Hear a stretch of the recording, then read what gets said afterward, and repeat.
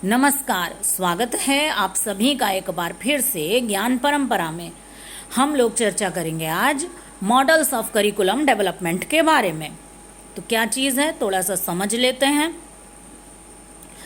कि सबसे पहले करिकुलम डेवलपमेंट क्या है। तो करिकुलम डेवलपमेंट जो है वो करिकुलम कंस्ट्रक्शन का प्रोसेस होता है। उसमें जो सारा वर्क या कार्रवाई इन्वॉल्व होती है, प्रोसीजर इन्वॉल्व होता है, वही करिकुलम डेवलपमेंट कहलाता है।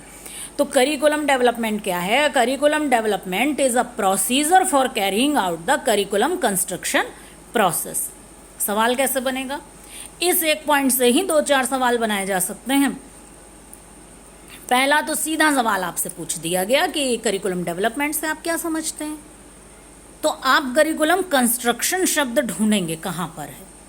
पहला पॉइंट मान लीजिए बता दिया प्रोसेस ऑफ करिकुलम कंस्ट्रक्शन, दूसरा बना दिया प्रोसेस ऑफ करिकुलम इम्प्लीमेंटेशन, तीसरा पॉइंट बना दिया प्रोसेस ऑफ करिकुलम मॉडिफिकेशन, या कुछ और पॉइंट एक बना दिया। तो आप लिख देंगे, यहाँ पर ढूंढेंगे करिकुलम कंस्ट्रक्शन का प्रोसेस जो है वही करिकुलम डेवलपमेंट है। या ये भी पूछा जा सकता है, जैसे पलट कर प्रश्न पूछ दिया गया, पलट कर भी प्रश्न जैसे पूछा जा सकता है, जैसे करिकुलम कंस्ट्रक्शन का जो ये प्रोसेस है या ये जो है पाठ्यक्रम निर्माण की प्रक्रिया किससे संबंधित है? पाठ्यक्रम विकास से, पाठ्यक्रम क्रियान्वयन से, पाठ्यक्रम संशोधन से, पाठ्यक्रम मूल्यांकन से। अब आप बताएंगे। आप लोग कह रहे हैं प्रश्न नहीं बन रहा है, एक वाक्य से 2 प्रश्न हमने आपको बता दिए। अब आता है कि जो ये प्रक्रिया है पाठ्यक्रम विकास की, इसके आधार पर पाठ्यक्रम विकास की 2 अप्रोचेज होती हैं। कौन कौन सी अप्रोच है? एक है टॉप डाउन अप्रोच और एक है bottom up approach. Top down approach जो है, नाम से पता है, ऊपर से प्रक्रिया नीचे की ओर चलती है। एडमिनिस्ट्रेटिव मॉडल जो है आपका, वो इसी अप्रोच का एग्जाम्पल है। और जो बॉटम अप अप्रोच है, उसमें प्रक्रिया करिकुलम के निर्माण की नीचे से ऊपर की ओर चलती है। एग्जाम्पल इसका आपका ग्रास रूट मॉडल है। ये दोनों बातें आप याद रखेंगे।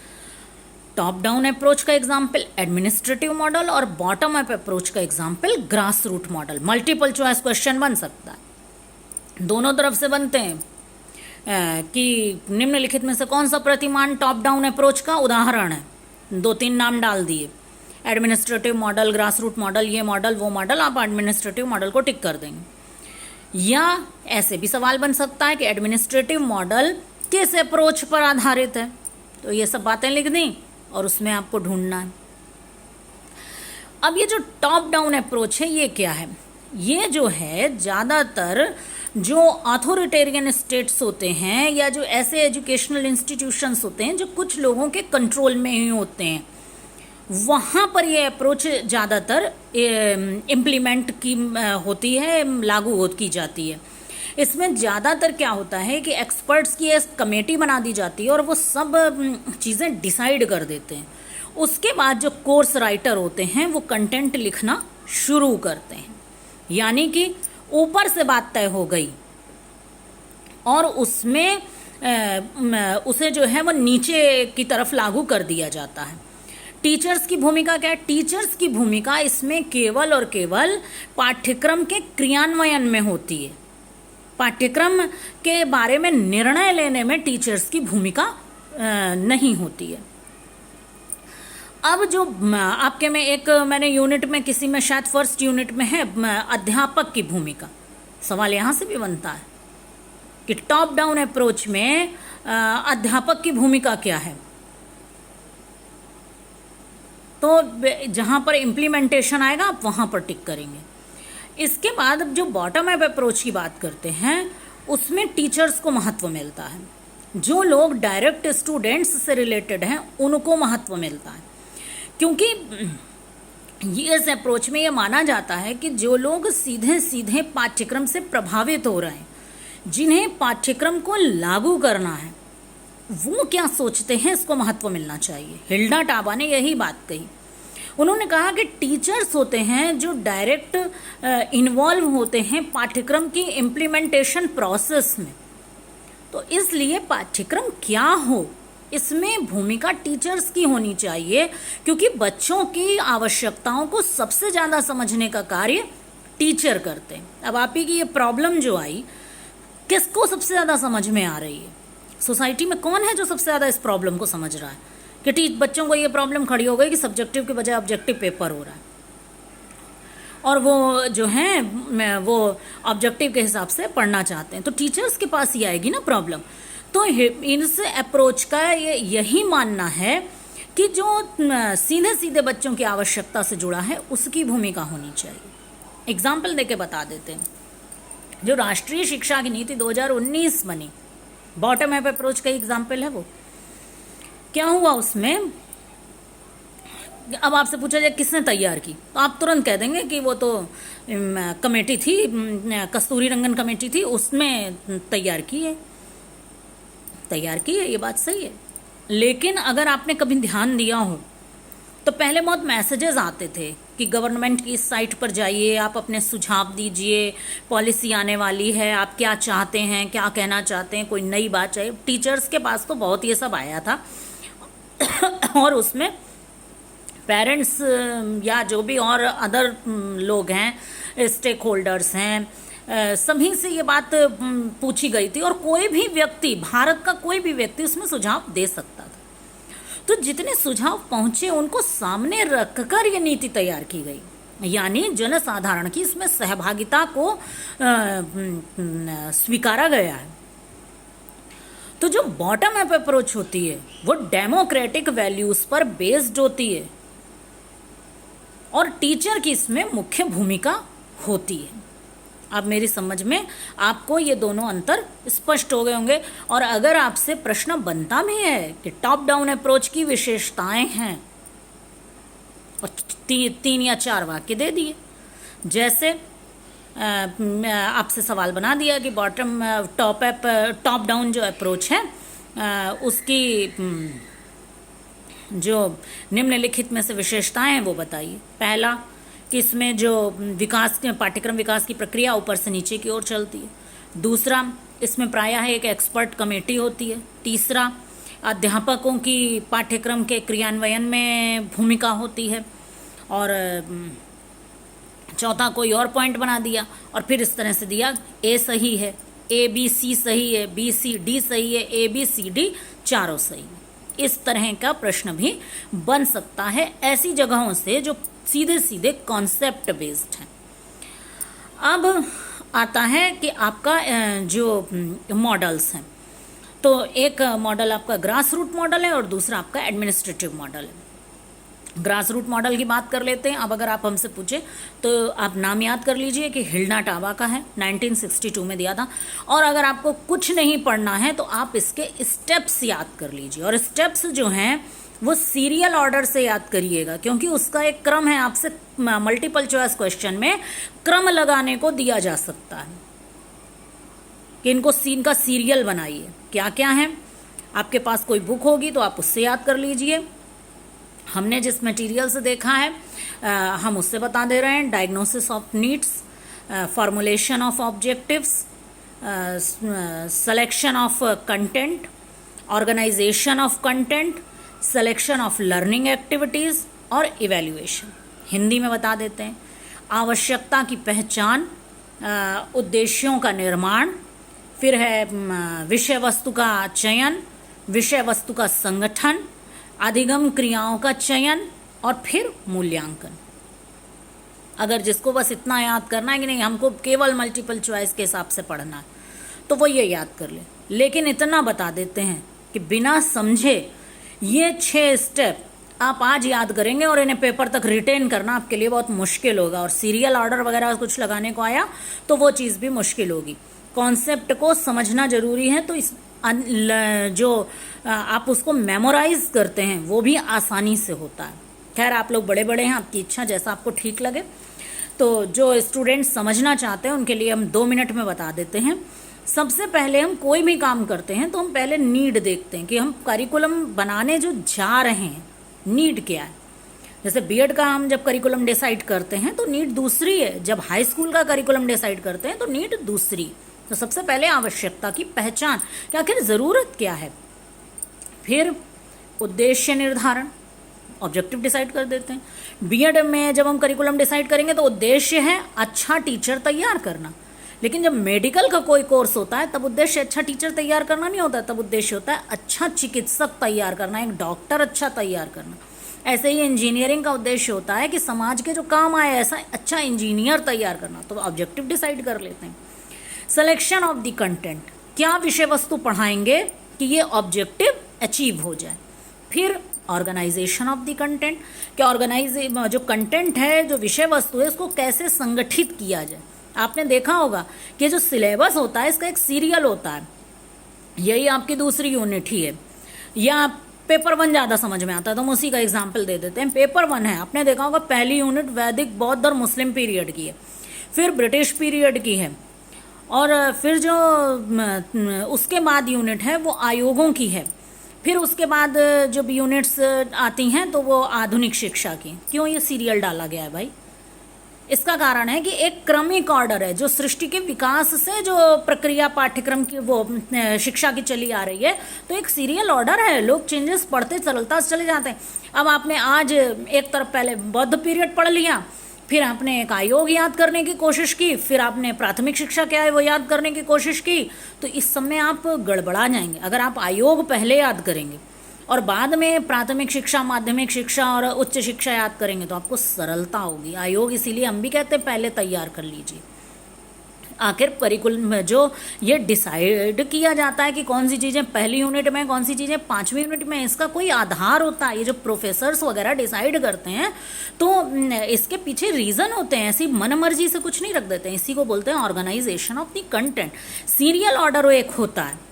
उसके बाद सिलेक्शन ऑफ लर्निंग एक्टिविटीज़, क्या क्या एक्टिविटीज़ करवाई जाएंगी ये तय किया जाता है, और फिर मूल्यांकन होता है, क्योंकि मूल्यांकन सबसे लास्ट में होता है। आपसे मैंने बताया भी कि इसमें सीरियल आपको लगाने को मल्टीपल चॉइस क्वेश्चन में आ सकता है, प्रश्न सीधा होगा लेकिन कर वही पाएगा जिसने इसको पढ़ा होगा। अब आता है आपका एडमिनिस्ट्रेटिव मॉडल, उसके भी स्टेप्स सुन लीजिए। पहला स्टेप है गोल्स एंड ऑब्जेक्टिव्स, उद्देश्य। भले उसमें डिसीजन जो है वो शीर्ष पे बैठे हुए लोग करते हैं, जो एडमिनिस्ट्रेशन में होते हैं, लेकिन स्टेप्स लगभग मिलते जुलते ही रहेंगे। इसलिए ये भी परेशान होने की बात नहीं कि स्टेप्स तो मिल रहे हैं, स्टेप्स तो मिलेंगे क्योंकि पहले ऑब्जेक्टिव ही तैयार होगा। पर यहाँ ऑब्जेक्टिव तैयार करने में भूमिका बड़े पदों पे बैठे हुए लोगों की है। इन ग्रास रूट मॉडल में ऑब्जेक्टिव तैयार करने में भूमिका टीचर्स की है, या जो लोग और हैं उनकी है, खास तौर पर टीचर्स की है। यही मेन अंतर है दोनों में, बाकी स्टेप्स लगभग एक ही रहेंगे। तो पहला स्टेप हम सिर्फ स्टेप बता दे रहे हैं। पहला स्टेप है गोल्स एंड ऑब्जेक्टिव्स, दूसरा है करिकुलम डिज़ाइन, तीसरा है करिकुलम इम्प्लीमेंटेशन, और चौथा है करिकुलम इवैल्यूएशन। तो यही बात है, पहले उद्देश्य निर्धारित कर लिया, फिर करिकुलम डिज़ाइन यानी करिकुलम की रूपरेखा बना ली, ये जो सीरियल है पूरा वो तैयार कर लिया। उसके बाद करिकुलम इम्प्लीमेंटेशन यानी करिकुलम को लागू किया, जिसे हिंदी में क्रियान्वयन बोलते हैं, पाठ्यक्रम का क्रियान्वयन। और फिर चौथा है पाठ्यक्रम का मूल्यांकन, पाठ्यक्रम का जो हम इवैल्यूएशन करते हैं। तो अब ये इसमें भी आपसे सीधे सीधे चारों स्टेप्स पर मल्टीपल चॉइस क्वेश्चन बना दिया कि निम्नलिखित में से कौन कौन से जो स्टेप्स हैं वो एडमिनिस्ट्रेटिव मॉडल में सम्मिलित हैं। अब चारों ऑप्शन आपको दे दिए, ए बी सी सही है, बी सी डी सही है, ए सी डी सही है और ए बी सी डी चारों सही है। तो अब आपको लिखना पड़ेगा चारों सही, तो आपको पता होना चाहिए। अब इसके अलावा इस मॉडल में एक खास बात और है, वो ये है कि इन्होंने कुछ फैक्टर्स दिए हैं जो गोल्स और ऑब्जेक्टिव्स को डिसाइड करने का आधार बनते हैं। हमने कहा ना शीर्ष पदों पर बैठे हुए मुख्य लोग इसको डिसाइड करते हैं, लेकिन वो भी तो कुछ चीज़ों को देखते हैं ना कि आखिर किस आधार पर तय हो। तो उनमें जो फैक्टर्स हैं, अब ये जो फैक्टर हैं थोड़ा सा लंबी लिस्ट है, करीब 7-8 हैं। जिसे ज़्यादा अच्छी पढ़ाई करनी हो वो ये स्टेप्स याद कर ले, क्योंकि अगर किसी ने थोड़ा टफ क्वेश्चन बना दिया तो यहाँ से क्वेश्चन बना देगा। और जिसने केवल जो इसका अगर बुक आपके पास होगी उसमें एक पिक्चर टाइप बनी होगी, तो वो जो पिक्चर है केवल उतना ही हम बता रहे हैं, उतना ही याद कर लीजिए। तो आपसे प्रश्न एक पूछा जा सकता है कि जो एडमिनिस्ट्रेटिव मॉडल में उद्देश्यों का निर्धारण होता है, ऑब्जेक्टिव्स डिसाइड होते हैं, गोल्स डिसाइड होते हैं, उनके लिए कौन कौन से फैक्टर्स दिए गए हैं कि किन फैक्टर्स के बेस पर वो डिसाइड होते हैं।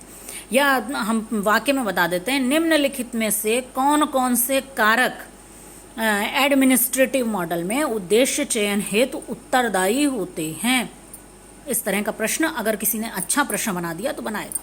अब वो आपको याद होने चाहिए। पहला है एक्सटर्नल फोर्सेस, दूसरा है लीगल रिक्वायरमेंट्स, तीसरा है रिसर्च डाटा, उसके बाद है प्रोफेशनल एसोसिएशंस, फिर आता है स्टेट गाइडलाइंस, फिर है बेसिस ऑफ करिकुलम, उसके बाद है सोसाइटी, फिर है लर्नर्स और फिर है नॉलेज। ये थोड़ा टफ पड़ जाएगा याद करने के लिए, लेकिन अगर बहुत अच्छी जो तैयारी कर रहा है उसे ये देखना लेना चाहिए कि कि गोल्स और ऑब्जेक्टिव्स को प्रभावित करने वाले कारक कौन कौन से हैं एडमिनिस्ट्रेटिव मॉडल के अनुसार। तो जो हमने नाम बताए वो एडमिनिस्ट्रेटिव मॉडल के अनुसार गोल्स और ऑब्जेक्टिव्स को प्रभावित करते हैं। तो इनमें से कोई 4-5 डाल दिए और आपसे ऐसे ही पूछेगा, ए सही है, बी सही है, बी सी डी सही है, चारों सही हैं, उपर्युक्त सभी, उपर्युक्त में से कोई नहीं, इसी तरह से सवाल बना देगा। अब ये हैं क्या, मैडम समझ में कुछ नहीं आया, ये जो आपने फैक्टर्स बोल दिए। तो देखो, जब हम ऑब्जेक्टिव्स डिसाइड करते हैं, दिमाग में कुछ बातें रहती हैं। बातें क्या रहती हैं कि बाहरी दबाव कौन कौन से, एक्सटर्नल फोर्सेस माने बाहरी दबाव। कई बार बहुत सी बातें होती हैं जिनके आधार पर सिलेबस डिसाइड होता है।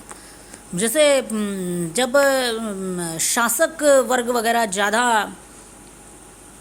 पावरफुल होता है या इस प्रकृति का होता है कि नहीं, जो हमारे फेवर में है वही पढ़ाया जाए, तो उसकी बात माननी पड़ती है। इसी तरह के बहुत से फोर्सेस काम करते हैं पर्सन पर, तो इन चीज़ों को ध्यान में रखते हैं। लीगल रिक्वायरमेंट्स अब आजकल ही है, तो बहुत सारी लीगल रिक्वायरमेंट्स हैं, उनके हिसाब से सिलेबस तैयार होता है।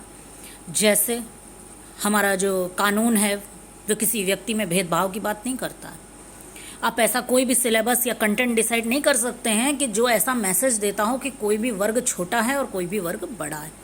जैसे स्त्री पुरुष भेद पर आधारित आप कोई भी चीज़ आप कंटेंट में नहीं दे सकते, जिसमें महिलाओं को कमज़ोर दिखाया जाए, पुरुषों को पावरफुल दिखाया जाए, नहीं, ऐसा नहीं। तो लीगल रिक्वायरमेंट्स का ध्यान रखा जाता है। रिसर्च डाटा, शोध के आंकड़े होते हैं, वो बताते हैं अब तक क्या चीज़ रही है, क्या चीज़ लाभदायक रही है, क्या चीज़ जो है उससे नुकसान रहा है।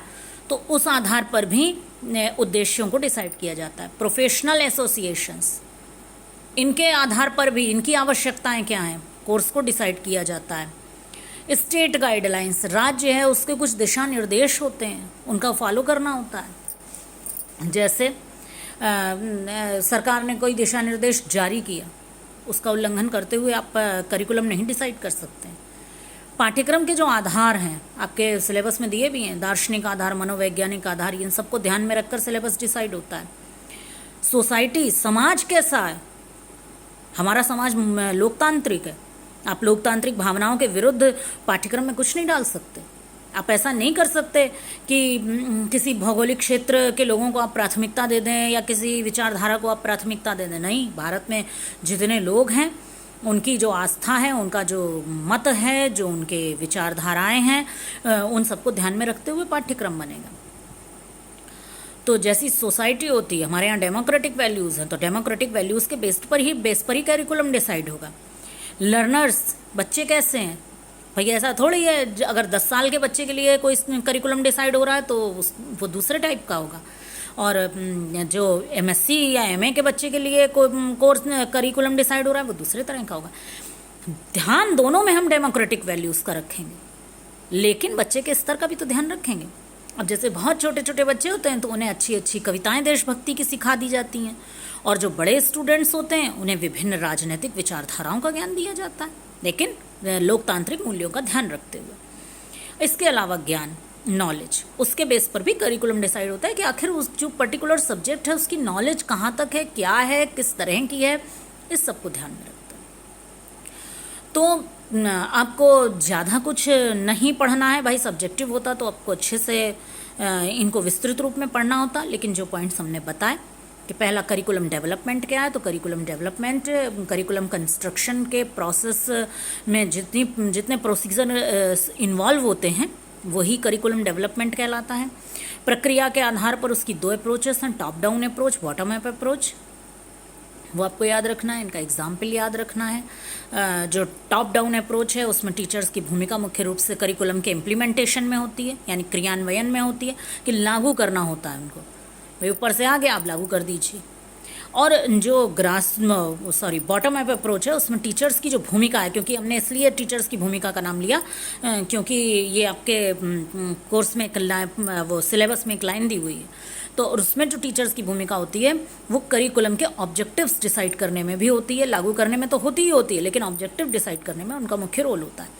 टॉप डाउन अप्रोच में ऑब्जेक्टिव डिसाइड करने में शीर्ष पदों पर बैठे हुए लोगों का मुख्य रोल होता है। अब ग्रास रूट मॉडल, नाम आपने याद कर लिया, हिल्डा टाबा। एडमिनिस्ट्रेटिव मॉडल, नाम आप याद कर लीजिए कि सेलर, अलेक्जेंडर और लेविस ने दिया है। और अगर हो सके तो आप स्टेप्स याद कर लीजिए, क्योंकि स्टेप्स पर भी क्वेश्चन बन सकता है और स्टेप्स को क्रम से लगाने का भी क्वेश्चन बन सकता है। काफ़ी इम्पॉर्टेंट है ये जो 2 वीडियो हमने आपको दिए, ये काफ़ी कुछ बिंदुओं को आपको कवर करते हैं। और एक जो वो संवैधानिक मूल्य जो पाठ्यक्रम में हो, इससे जुड़ी हुई जो बात है वो भी अगर आप ये वीडियो सुन रहे होंगे तो ये आपके काफ़ी समझ में आएगी। और एक बात हम ये भी कहना चाहते हैं कि बहुत सी तरह तरह की बातें स्टूडेंट्स कर रहे हैं, इधर उधर से सुनने को मिल रही हैं। तो देखिए, हमने जिन टीचर्स से पढ़ा उन्होंने हमें किताब से पढ़ना सिखाया, बुक से पढ़ना सिखाया, और हम भी अपने स्टूडेंट से ये अपेक्षा रखते हैं कि वे अच्छी स्तरीय पुस्तकों से अध्ययन करें। इससे उनकी नॉलेज भी ठीक ठाक होगी और जितना हमारा अनुभव है नंबर भी उनके ही अच्छे आएंगे, क्योंकि बुक से पढ़ने में एक सीरियल ऑर्डर होता है और जब हम कोई भी चीज़ एक क्रमिक रूप से पढ़ते हैं तो हम उसे ज़्यादा रिटेन कर पाते हैं, ज़्यादा याद कर पाते हैं। और बाकी आप लोग खुद भी, ज़्यादातर लोग टीचर हैं, समझदार हैं, जैसा आपको उचित लगे आप वैसा करिए। और थोड़ा बहुत हम आगे भी प्रयत्न करेंगे।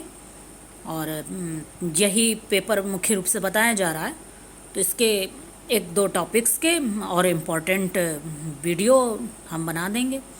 वैसे हम फर्स्ट पेपर का बना रहे थे, लेकिन स्टूडेंट्स का जो फीडबैक है वो ये है कि नहीं, सेकंड पेपर ज़्यादा ज़रूरी है, तो इसलिए उसे रोक कर कि भाई वो ज़्यादा तैयार हो रहा है, इसे बता दीजिए मैम। तो ये वीडियो हमने आपके लिए बनाया। और एक स्टूडेंट ने, एक नहीं कई 2-4 स्टूडेंट्स हैं, उन्होंने कहा आयोग मैम थोड़ा सा बता दीजिएगा। तो देखिए हो पाएगा, तो जो फर्स्ट पेपर में आयोग हैं उनसे रिलेटेड वीडियो भी आपको हम बना देंगे। और बाकी अपनी पढ़ाई पर समय दीजिए और ज़्यादा से ज़्यादा जो तैयारी कीजिए। हमारी शुभकामनाएं आपके साथ हैं और धन्यवाद। जल्दी ही आपसे मिलते हैं, तो तब तक के लिए नमस्कार।